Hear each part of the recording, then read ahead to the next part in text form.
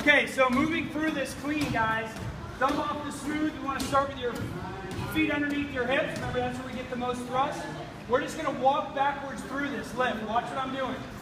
Pulling my shoulder blades back, so I'm like bending this bar. Obviously, it's PVC, you're not going to bend your metal bar, but you get the idea. You want to keep leverage or tension into your hip. We're going to sit into one, looking straight ahead.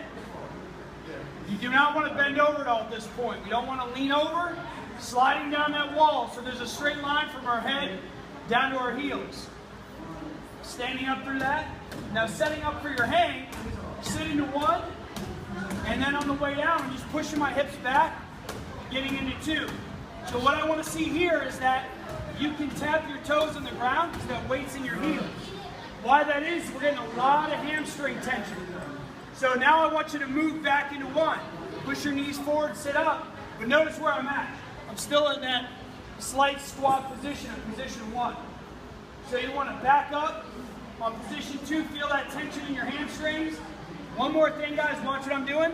My shoulders are over the bar. They're not above it, they're in front of it. So just lean your shoulders over that bar, get your knees back. Call back here. There it is. Hello, hamstrings, right? There they are. So remember, you feel that hamstring because we want to make sure that it's loaded up because all that tension, that energy's there. When we contract that posterior chain, that's where our power is going to start from. If your hamstring is inactive, then you're losing all of that power that is potentially there. So what I want you to do is 3 reps of going from 1 down to 2, back to 1, and then stand up. Then, because this is what I don't want. You go down to 2, and you just stand up.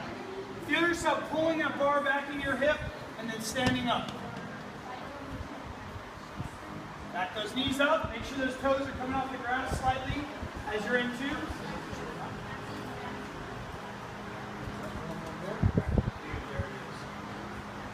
Awesome, awesome. Okay. So all I want to see here is we're going for a triple at 70%. You're going to sit. This is what we're going to do, guys. Sit into 1. Execute that clean. I'm going to reset. If you set it on the ground, it doesn't count. You need to do 3 in a row. If you rest for a second, readjust your grip, that's fine. Just want to make sure you set that up. All your feet closer together. What? Well, okay, hang on a second. That was all on. You were here. Like your arms don't move. They don't do anything. Wait, are you doing this? You want to pull back through and jump. And let the arm pulling is pulling. Now see how your hips actually work. The bar went up and over. So I want that bar just to land on your shoulders. Do nothing with your arms. Your arms should be. See, you're dropping before you're done jumping. Don't worry about the squat. Just do this. Get here, and as you pull up, jump and stay up here. Better. That was the best one. Best one yet. Reset your feet. So here, I saw it again. You're doing this. So that hip staying closed this whole time. That aggressive hip opening is what's going to get that powerful clean. Add weight to your body. Because you're thinking of the speed of getting under. That did not suck. I just want to see your feet slide apart.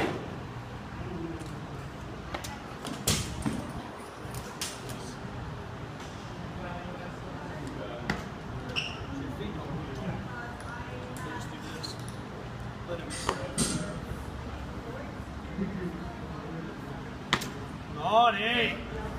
Yeah, because it obviously widening your feet makes you shorter, but then it also allows you to descend. So moving forward into this clean, why do we want our feet to go apart? Why do we want to leave the ground, and where do our arms come in? So we constantly talk about that arm pull, and we have too much of it. Well, if we can keep that arm straight till our hips and ankles are extended, when we pull on the bar, it should be when our feet are off the ground. So if I think about sliding my feet apart when I'm there, it pulls me down.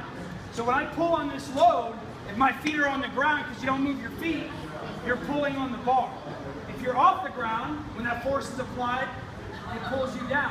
Where's the tension? On the bar, not on the floor. So I want you to think about jumping your feet apart. Even though we're power cleaning, you're still allowed to drop a little. We just don't want a full squat. You don't want to catch it below 90. So think about that. Noodle arms, just let those feet slide apart to make sure you're getting that depth you need, but also staying balanced. That wide grip or that wide stance is going to give you a lot more balance recovering that load. Way up, back your knees way up, more. Back your knees up more. Hello, hamstrings, go.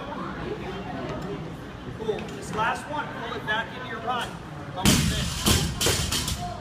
You're kind of going from here straight up, so we have this big gap. Slow it down a little, jump, boom. Back your knees up, pull it back into your belly. Money! Look at that. So the tighter we keep it to your body, the more leverage you have on the load. The further away it gets from your center of mass, your center of gravity is in between us. If we can keep that center of gravity here, we've got more leverage under that load.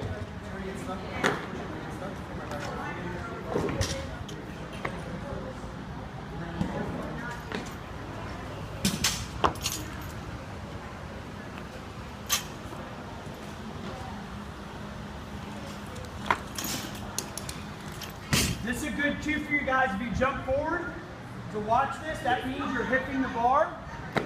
So I always move people up right to the edge of the platform or a line on the mat. So now she will not jump forward because she's got it in her mind that I can't jump forward. She's going to jump straight up and down. It's going to be perfect. And all the YouTube viewers will see this. See? Actually jump backwards a little bit. But the idea is if you set yourself up for a good rep, you're going to do a good rep. If you're not thinking about what you're doing, you're going to have bad reps. Atta girl. Great job, dude. But that totally changed what you were doing. Now the bar's going straight up and down. You're not hipping it anymore. So I want you to keep an eye. It's also harder to get your elbows. All right, don't anybody pick up the weight. So I've told a few of you, so I'll make sure all of you hear it. You're looking straight across the room. That's why we got this beautiful red line painted. A couple reasons on that, especially on the clean, one of the hardest movements we do in CrossFit, other than the snatch. That when you guys clean that bar, you want to look forward so your hip is under your shoulder. So we're supporting. So look, it's ankles, hips, shoulder. If I'm looking down at all, my hips want to go back. We talk about the chin being attached to the tailbone. So if I'm getting my hips up, also it allows me to think about where am I going to point my elbows. Because a lot of us, especially novice at the clean, you're cleaning and catching in your wrists, right? So that's obviously a problem because it's away from our center of mass, but also you have this small joint taking all that pressure. You want to whip that elbow around and let your shoulders absorb that weight. So if I'm doing a clean and I let my elbows get around fast enough, the weight just lands on my shoulders. So I'm catching with nothing. So that's where you're going to get much leverage is elbows around fast, let it land on your shoulders, open your hands. It's still going to stay in your fingers.